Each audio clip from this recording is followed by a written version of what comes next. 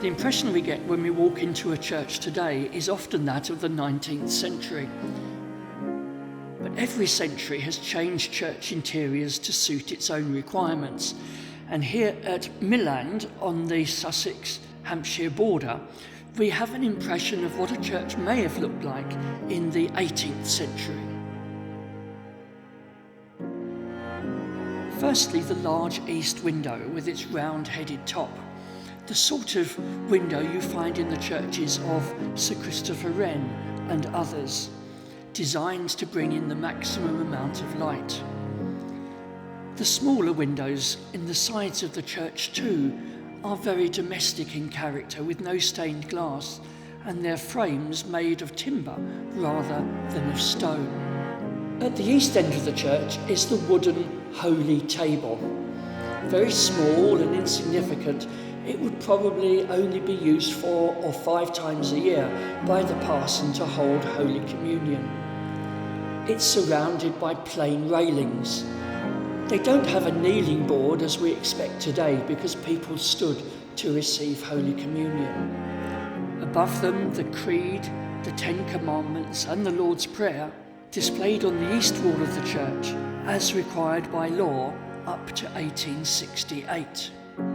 Yet dominating and sometimes hiding these features is the enormous pulpit on its wine glass stem. From here the parson would have a direct view into each of the box pews, the private enclosures owned by the owners of big houses.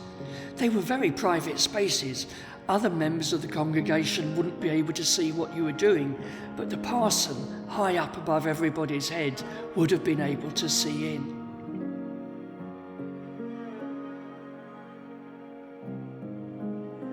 Because box pews took up a lot of space, there wasn't very much accommodation for seating in this church.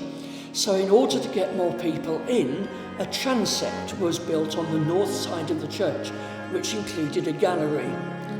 There was a gallery too at the west end of the church, and the external staircase to it can still be seen outside. Along the walls were hat pegs, where the gentlemen would leave their top hats, having ridden across the countryside to this church. Above us is a plaster ceiling, designed to keep out draughts and to stop insects falling onto the laps of the ladies. It was repaired in traditional form in 2022. This church remained in use until 1878, when it was replaced by a more convenient new building next door. But at that stage, this old building was turned into a Sunday school. After a few generations, that use failed and the building fell into complete disrepair, until it was rescued by a group of enthusiastic locals and the national charity, the Friends of Friendless Churches.